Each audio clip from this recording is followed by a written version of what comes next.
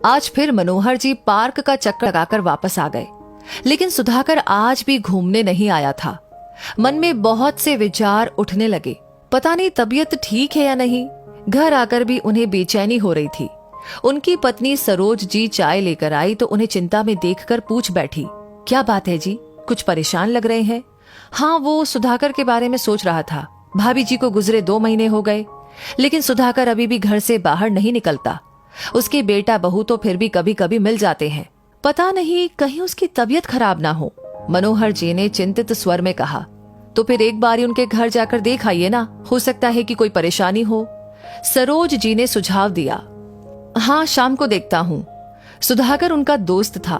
कई सालों से दोनों एक ही कॉलोनी में रह रहे थे। भरा पूरा परिवार था। उनकी पत्नी, बेटा, बहू, एक प्यारा सा पोता। पार्क में सुबह मॉर्निंग वॉक और लाफिंग योगा भी करते थे। सुधाकर जी इतने हंसमुख और मजाकिया थे कि बुजुर्गों का पूरा ग्रुप उनकी बातों पर देर तक हंसता ही रहता था। किसी दिन अगर वो नहीं आते तो मानो पूरे पार्क में सन्नाटा सा रहता था। करीब 2 महीने पहले अकस्मात ही उनकी पत्नी का देहांत हो गया। तब से उन्होंने मानो सबसे नाता ही तोड़ लिया था। शाम को मनोहर जी सुधाकर के घर की ओर निकल पड़े। आंगन में लगे छोटे से लोहे के गेट को खोला तो देखा सामने ही सुधाकर जी अपने कपड़े सुखा रहे थे। मनोहर जी को सामने देखकर वो झेप गए और हाथ पोंछते हुए आगे बढ़कर मनोहर जी से बोले, अरे मनोहर, तुम? मैं तो बस यूं ही मन नहीं लग रहा था तो सोचा थोड़ा बहुत काम ही कर लूं। मनोहर जी कुछ और पूछने की अवस्था में नहीं थे। ये वही सुधाकर था जिसने भाभी जी के सामने शायद कभी अपने हाथों से कोई काम ना किया होगा। हमेशा यही कहता था, यार मुझसे ये घर के काम वाम नहीं होते, आखिर पत्नी और बहू किस लिए होती है। आंगन में ही रखी कुर्सियों पर दोनों दोस्त बैठ गए। काफी देर बैठने के बाद भी अभी तक किसी ने चाय के लिए भी नहीं पूछा। भाभी जी थी तो आते ही चाय और नाश्ता तैयार हो जाता था। मनोहर जी ने बातों ही बातों में पूछा, क्या बात है सुधाकर, आजकल पार्क में भी नहीं आते हो? भाभी जी को गुजरे इतने दिन हो गए, थोड़ा घर से बाहर निकलोगे तभी तो इस दुख से भी बाहर निकल पाओगे। आखिर कब तक खुद को सजा देते रहोगे? इतना सुनते ही सुधाकर फफक पड़ा। मनोहर, मैं कैसे खुद को माफ करूं? जब तक तुम्हारी भाभी जिंदा थी मैंने कभी उसकी कद्र नहीं की। मैं चाहे उससे कितना भी नाराज होता, फिर भी वो मुझे जबरदस्ती खाना खिला ही देती थी। बहू को एक बार मना कर दो तो दोबारा पूछती भी नहीं है। बेटा भी अपने काम में लगा रहता है। तुम्हारी भाभी थी तो कितना झगता था मैं उसके साथ, फिर भी वो कभी बुरा नहीं मानती थी।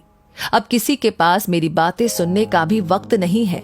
कितना ख्याल रखती थी वो मेरा, लेकिन अब कोई तकलीफ होती है तो बस दवाइयां लाकर के रखती जाती हैं।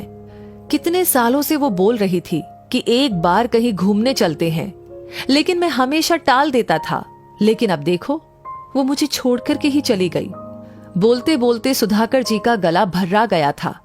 बस कर यार, एक ना एक दिन तो सबको जाना ही होता है।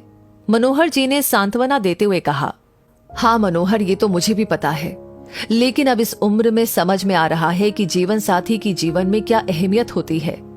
थोड़ी देर बैठने के बाद मनोहर जी वापस अपने घर की ओर चल पड़े, लेकिन आज उनके कदम बहुत भारी लग रहे थे। घर जाकर वो अपनी पत्नी से बोले, भाग्यवान, बहुत दिनों से तुम बोल रही थी ना कि रामेश्वर धाम जाने का बहुत मन है, चलो इस बार 1 हफ्ते के लिए चलते हैं। मनोहर जी की बात सुनकर उनकी पत्नी आश्चर्य से उनका मुंह देखने लगी। जी क्या कहा आपने? हम घूमने चलेंगे? हाँ सरोज, पता नहीं फिर हमें मौका मिले ना मिले, लेकिन जितने दिन हम साथ हैं कम से कम अपनी छोटी छोटी इच्छाओं को तो पूरा कर ही सकते हैं। इस जिंदगी का क्या भरोसा, पता नहीं कब धोखा दे दे। मनोहर जी की बात सुनकर सरोज जी हौले से मुस्कुरा दी। वो भी उनकी मनोदशा को समझ रही थी। ये सच है कि जीवन साथी का स्थान कोई नहीं ले सकता। हमारे सुख दुख में साथ देने वाले जीवन साथी का हमें भी पूरा साथ देना चाहिए, क्योंकि बिछड़ने के बाद उनकी यादों के अलावा और कुछ नहीं रह जाता। तो दोस्तों, इस कहानी के बारे में आपकी क्या राय है कमेंट बॉक्स में लिख करके हमें जरूर बताएं। और साथ ही साथ आपने ऑलरेडी लाइक कर दिया है तो इस वीडियो को ज्यादा से ज्यादा शेयर करें। आपका हर एक लाइक, हर एक शेयर, हर एक कमेंट हमें मोटिवेट करता है ऐसी कहानियों पर हर दिन काम करने के लिए, इन कहानियों को आप तक पहुंचाने के लिए। साथ ही हमारी हर वीडियो को सबसे पहले पाने के लिए आपको एक छोटा सा काम करना है, हमारे पेज को फॉलो करना ना भूले। धन्यवाद।